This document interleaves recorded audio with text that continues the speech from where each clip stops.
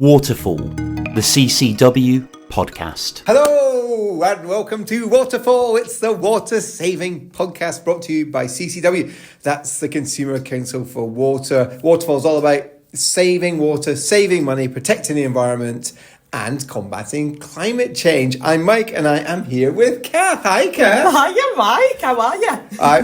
I'm very good, and producer Tom's here too. Hello Tom, looking very blue today. Are you okay? Hello everyone. Yeah, I have my key light on actually, so I'm very well illuminated. But very blue too. Very blue. Very blue. Yes, Very blue. He is a study in blue. We've got a great show lined up. Today we're looking at the environment and we're looking at where you can go to get information on whether it's safe to swim or go in the sea or not. So we've got Surfers Against Sewage coming in. Looking forward to that. Absolutely. I mean, you know, the timing of this episode is fantastic. It's December now. It's just when everybody is about to head to the beach for it. Yeah, one of my favourite times of year to go to the beach. While swimming. Yeah, I couldn't recommend getting in the water necessarily at this time of year. But no, in all seriousness, this is a great app. I have genuinely used it in the depths of winter to see what's going on at a local beach. So lots of interesting information. To be fair, there are a lot of people who like to go on a Christmas dip or Boxing Day dip or the New Year dip. Guys, yeah. Those, I mean, I know they arguably maybe need their heads checked, but, you know, each to their own. Yes. So, you know, every day could be a swimming day, right? You know, when is it never a swimming day? So before we get into that, I think we've just got to do something very special because we're going to give a big shout out to our Luxembourgers, I think that's the term. our listeners in Luxembourg, because we've shot up to number 2. I know you can't make this up. You can't make this up. Number 2 in the science chart, not even the natural science chart. Number 2 in the science chart in Luxembourg. So you know. We're getting t-shirts made. I mean, there's got to be something to recognise. We should. This. You know what? From Birmingham to Luxembourg, it's a 3-hour flight. We could be there and meet our public. We could shake them all by the hands, all 4 of them. But there you go. Who knew? Kathy, I know you were beaming away looking at Luxembourg facts, and you'll be very disappointed if you don't get to share one. Yeah, good Luxembourg fact. Won the Eurovision Song Contest 5 times. That is unbelievable. Actually, it is. I believe Ireland and Sweden are 7. So that, you know, they're probably a close second there. Well, I know you'd like this concept, but there's no way we're going to do Waterfall the musical, okay? So no, just no, Kat. I feel it's the role I've been training for. So before we get into this episode, let's stop it. Just remind all the listeners that they can get in touch, whether you're in Luxembourg or wherever you are. You can get in touch. You can email us. You can email us at podcast@ccwater.org.uk. Yes, and we're also lurking around social media. No one's quite sure where. I'm sure Tom might be able to clarify. Yes, we are on official CCW channels. That's at CCW Voice. So if you want to see promotions of the podcast and, you know, various behind the scenes snaps and whatnot, then we're over there. Tom has spoken. Yes. There we are. That's the Things definitive. have become professional on our social media. Yes, we've become corporate. So, right, there you are. You can get in touch. We love hearing from you. We've got a couple of fab guests. We've got Annie and Dani. I love it when we have private guests from Surfers Against Sewage. So let's just bring on the guests. What would you like Waterfall to cover next? Send your water-saving topics to podcast@ccwater.org.uk. Brilliant to welcome Annie and Dani. They've got rhyming guests from Surfers Against Sewage. So let's just properly introduce you. So Dani, what do you do at SAS? So I am Director of Campaigns and Communities. I started at SAS 3 months ago, so I'm quite new in post. I started at the same time as our new Chief Executive as well.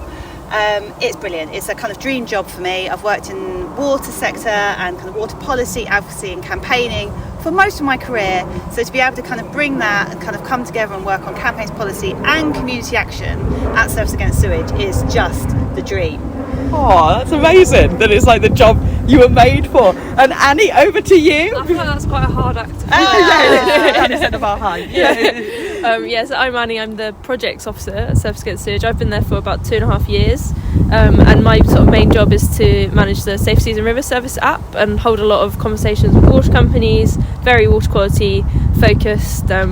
I grew up in Cornwall, so it's like a local charity to me, and it's funny, I remember going to a sewage plant as a kid on a school trip and being like, why are we doing this? And now all of a sudden it's like my most useful thing.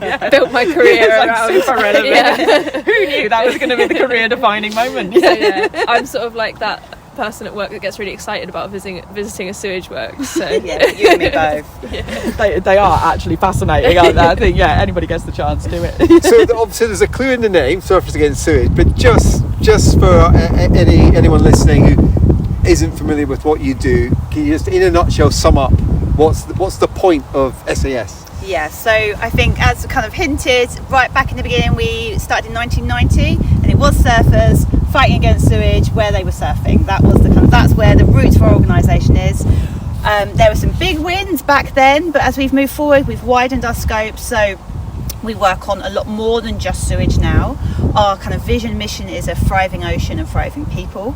We also work on rivers as well, and really all of our work is driven around having clean and healthy rivers and seas that water users can use safely in all the ways they do, whether that be surfing, swimming, paddling, surfboarding, stand-up paddleboarding. So we have four main pillars of work that we work on. Water quality and sewage pollution is one of them. Plastic pollution is another huge issue that we work on. We also work on ocean and climate, and also ocean health, so thinking more about kind of nature and the ocean as well.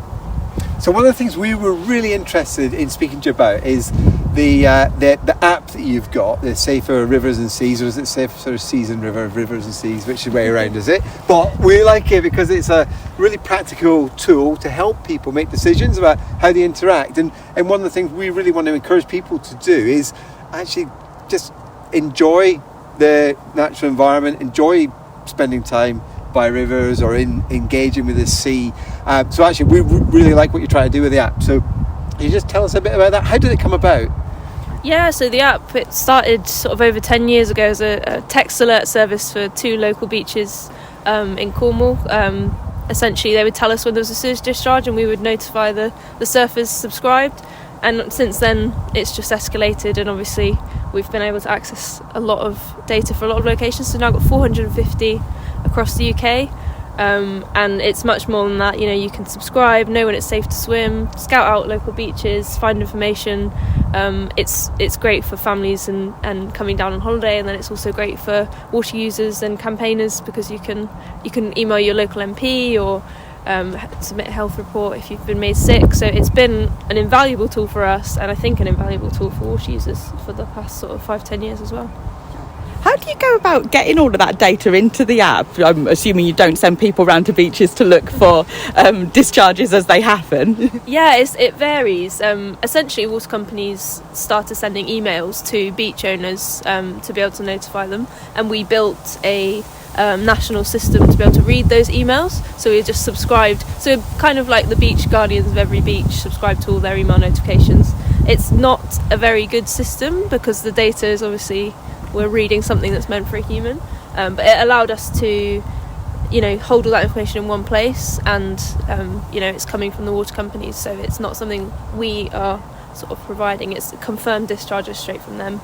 And we also incorporate where we can pollution risk forecasts from regulators. The Environment Agency's been doing it for a long time, and now we've seen it in Scotland, Wales and Northern Ireland, so we really are sort of UK-wide alert service, which is fantastic. Yeah. Oh, I don't think I realised that. I thought you were just England and Wales, but you're far bigger than that. I mean, is there much surfing in Scotland? Is it cold? How dare you? Sorry, Mike. Oh goodness, yeah. What have I done? So Mike does every other weekend. Actually, how do you pick the locations? Is it based on where you can get data, or can you drive a particular location and actually request data for that? I'm just trying to get my head around it. Yeah, I mean, this is the campaigning might of the app. So we do base it on where we can get data, and we only include locations that are receiving a daily forecast. So either it has live sewage alerts or it's a pollution risk forecast. But we've been able to pressure the water companies to say, look, this location isn't on the map. do have information for it, and in many cases we've then been able to add it because we've requested the data and there's the need for it. But we don't have any power to add locations without sort of having any data to back it up. And yeah, 450 seems like a lot, but there's thousands of locations around the UK, and that's a common question that we get is, why is my local swim spot not on the app? And you know, it's sad that we can't do it unless we're at the peril of what we get sent by the water company. What's the split between locations that are on the sea or on the river? We have only about 10 inland locations. Oh right, and wow. this is sort of down to the fact that there's only 2 official bathing waters inland. Yeah. The majority of the locations we have are the bathing waters because there's no requirement really for anything inland. So we've got a couple around the Oxford area that aren't, we've got Worley Weir, and that's really interesting, and there's a lot of push. We're obviously working really hard at Surface Against Sewage to call for more inland bathing waters so that we can get more locations inland, but yeah, at the moment it's 10 inland and 450-ish on the coast. So if you're a punter coming to this app, what would you see? What you know, just describe the kind of, you know, what do you get? Yeah, so you see a map of the UK, and hopefully you would be able to sort of pick out your local swim spot, and if it's on there, it'll either be a nice big green tick saying that there's no pollution alert in place, or there'll be a red cross, which either a sewage alert or a pollution risk forecast, which is essentially advice from us to say, be careful bathing there today, you might want to pick a different spot. And then you can see all the other locations around the coast which might be preferable to swim, and you can also sort of check for tides and like information about the beach, etc., so you can make a really good informed decision of where to go and where to swim. It's a really lovely visual tool as well, and so anyone who kind of has anything to do with water quality campaigning, so campaign against sewage pollution, and sort of follows any of that world on social media, you will have seen screenshots of our app, of that kind of picture of the UK with all the green and red dots around it, because it's such a powerful, easy to understand visual image of what's happening. So we see it constantly on Twitter, just other people have screenshotted it and posted it. The other thing you can do is set up alerts so you can zoom in to where you're heading. So I live inland, but if I'm going particularly after rain or kind of in the winter months, I will go and have a look at, you know, where we're heading to and think, I've chosen beaches based on whether it's red or green. We're at the Isle of Wight over New Year, and we went for a New Year's Day dip, and we chose the beach based on the fact that it was the only green beach on that part of the Isle of Wight. So to kind of, that was the best way we could know that there was no other information available to us. That's the only way we could know that we were going to be okay to swim there that day. It was a short swim, I must add. No, it does sound ambitious. But you can also set up alerts for your favourite beaches. So this morning I got this. So I've got the St Agnes beach where our office is down in Cornwall, which is just stunning. I've got that beach alert set, and that went off this morning. So definitely knew there was no pre-work dip today.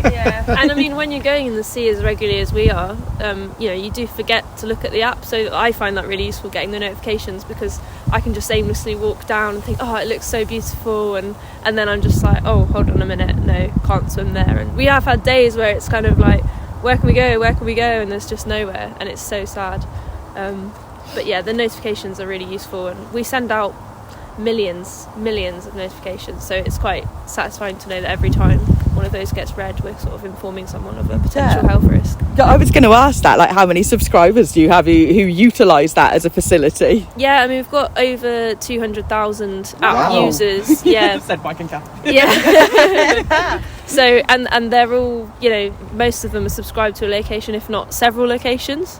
Yeah, it's incredible, and we send out, we have millions of kind of like alerts, like I say, sent out each month. So I think it's testament to how much need there is for this, how much interest there is. Yeah. I know, it's beautiful. There's a beautiful rainbow, which does also suggest that rain's coming. Yes, which will be interesting. Yes. I think it shows what a kind of unique service this app is providing. It has a web page as well, so it's not just that, but I think most people access it through the app. Be sure to head back through the archives and check out all the past episodes of Waterfall. So just thinking about the app and what a user would see. If you see a big green tick, does that mean it's safe to swim, like categorically? And if you see a red cross, does it mean no way, never, not in a million years swim there? I'm just trying to understand what we're, you know, in terms of, is it as black and white as that? It is 100% not as black and white. It's a completely, it's so difficult to try and make this a simple yes and no, go and swim, which is why we always say it's an advisory thing. The green tick, the official alert is that there's no water quality alert in place, which means the data that we have isn't flagging any issues, but, it's always advisable to check the water, especially if there's been rain or if you see or smell something, because we can't know about everything. And if you see a red cross, it certainly doesn't mean go in aimlessly. That it means something's happening. There's an alert there for a reason, so you should definitely assess the risk. That's super helpful, because it's not black and white, but it's advising people in terms of having your eyes wide open to the risks. Yeah. And that makes a lot of sense. Yeah. And we do hear, surfers who will see it's red and think, I'm going anyway. Yeah. So is that it's that because actually it's their choice, right? It's their choice, and because actually for them they've got that moment to go and they're going. So yeah, and I suppose for some people perhaps there's like that thing, if the storm overflow is, I don't know, a kilometre offshore and it's an outgoing tide, you might be less concerned if you really desperately want to get into the water, but you're giving people that information so they can make a choice in an informed way. Yeah, and that service is continuously improving, as the data gets better, and we're so proud of the fact that we've pushed hard on that. We've created this app, the audience is there, and now they want more. They want to know which pipe it's coming from, how long it discharges, and we are slowly starting to get access to that data.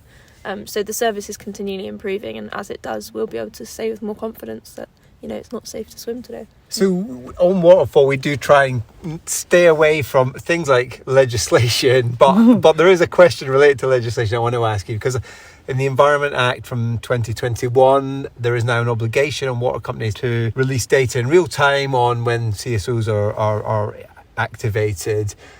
So if water companies have to do that, doesn't that, I'm trying to poke your app now, doesn't that mean your app's potentially going to be defunct then? Yeah, it's a really, really good question, and we've known about that legislation for a long time, so we're preparing that conversation of how we work. I mean, so 450 locations, that's probably coming from maybe 600 overflows because you have multiple impact in one location. There's 15,000 in England, and that data is all going to be coming out. So what we're going to do with it, we don't know. But it's not simple. There's going to be locations where it's actually not safe to swim, like it's a private land or you can't access it. So we can't just take all that data and put it on the app. It would diminish the service. So there's always going to be space for our app as a service for water users to protect their health. And we just want to make sure that we can interpret as much kind of data for them as possible. I think one of the things that's really interesting, and it's really important to say that we're really supportive of there being more data available as well. So it's something that people campaigned for a really long time, having not just data about sewage spills, but having real-time data. So not just knowing that they spilled X number of times last year, but know that it's spilling today. And so, that was that's hard-won data. So we are really happy to see there being more data to be openly shared. We're extremely supportive of that.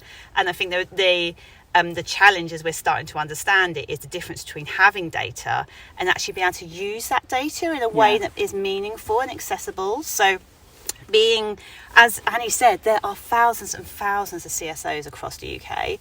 When we're talking about England, in terms of data and what we're getting, it's different. But there are thousands, and the point is that kind of having loads of data about all of the CSOs is great, but it's not going to be necessarily really easily accessible for water users. And that Surfers Against Sewage, that's our kind of lens for the app. Yeah. Can you use the water safely?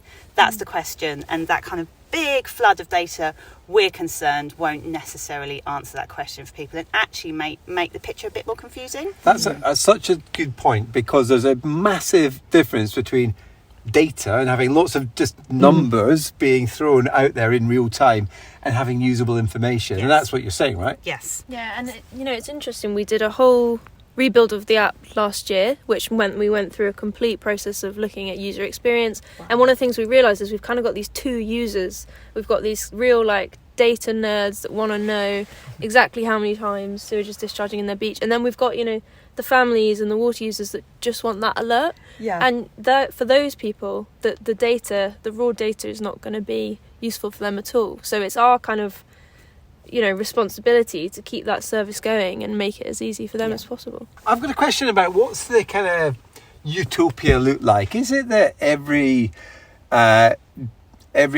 beach is safe to swim in and every river is safe to swim in, or is that even possible? Is that is that just a naive point of view? I mean, obviously, if you kind of went off into that utopia, like you say, I mean, what we're always aiming for is to have clean and healthy rivers, clean and healthy seas. And we know that they are affected by multiple human activities. So whether that be sewage pollution, agricultural pollution, over abstraction, we've got forever chemicals, we've got road runoff. So there's all sorts of things that are affecting our rivers and seas. It's well documented. We can see what proportion is affected by which. But these are natural spaces. People love being in them because it's not a swimming pool, it's not chlorinated. And so whenever you're out in nature, it's never going to be a perfect situation. But for Surface Against Sewage, for us, we're just working really hard to eliminate as much as possible and as quickly as possible the things that we can that are kind of delivered by human activity. So, like, for example, sewage pollution. When I say human activity, I mean kind of more at business and industry level rather than individual.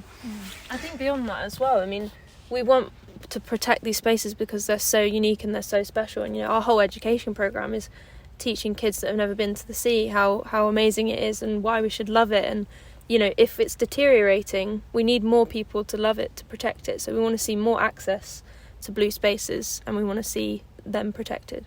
I think there's something that there's an expectation from that is possibly slightly skewed, that if you took away all the human activity, that it would always be safe to swim though, and you could always swim in a river and never get sick. But that's not really the case, is it?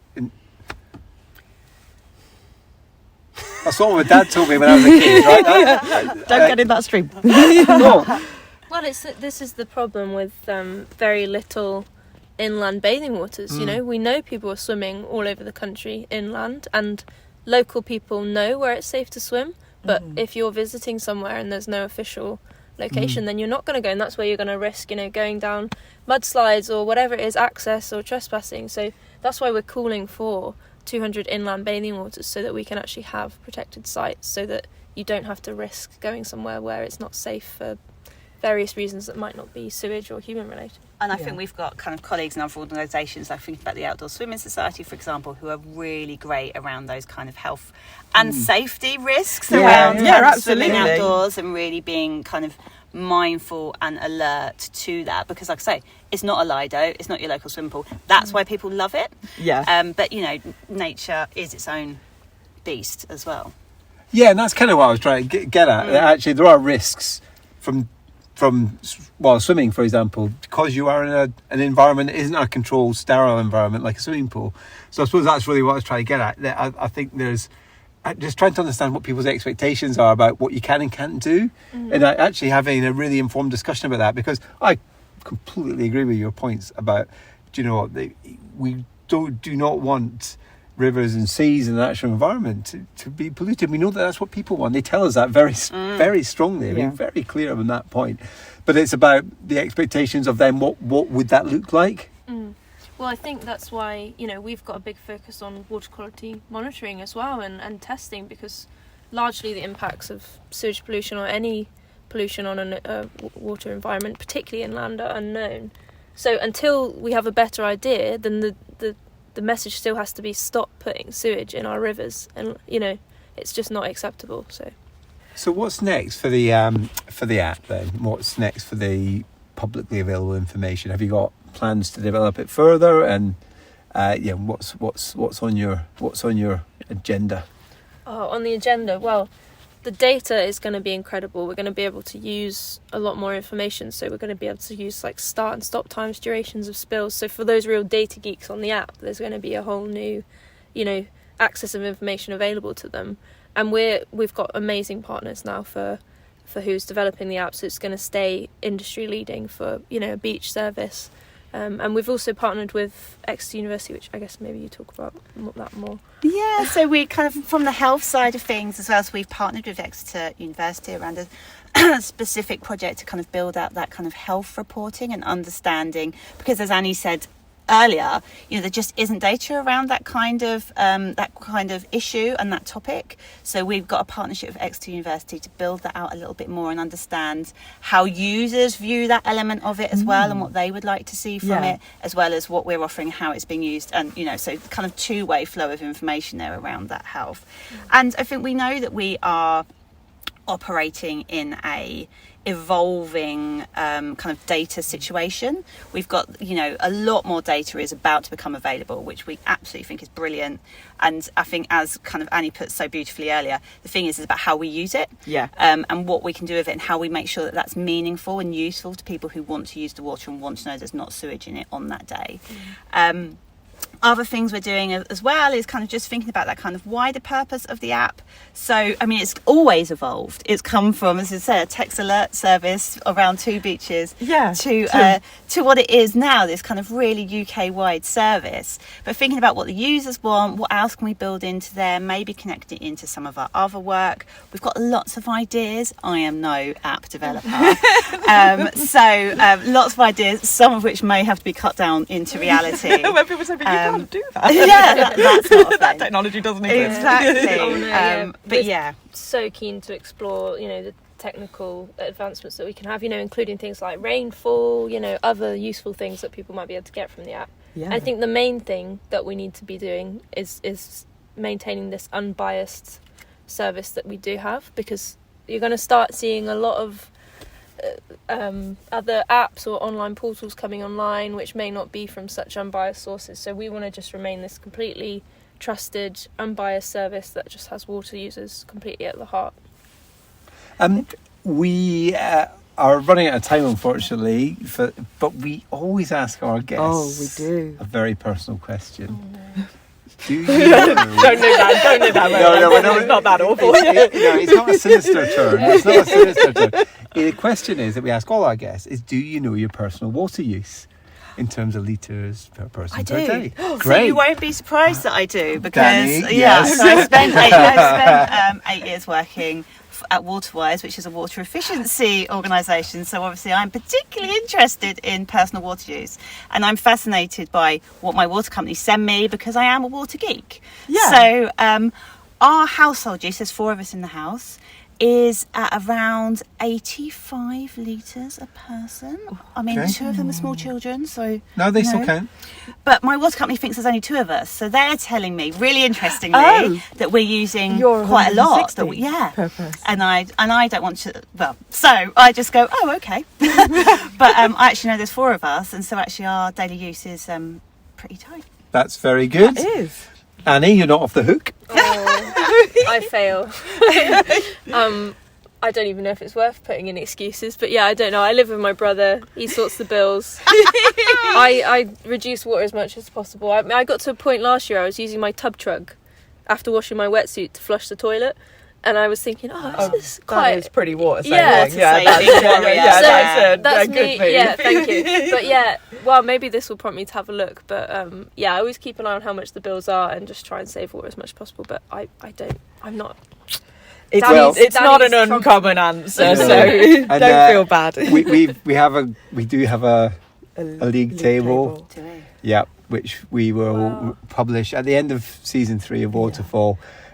Cath has now Mike is stopped. merciless about this, because I thought somebody was like 3rd place last season and they came in, I think, 5th or 7th. Cath's been making promises to people she can't keep. I was like, that's got to be up a quartile. So she was and then like, that's nothing amazing, you're top 3. Who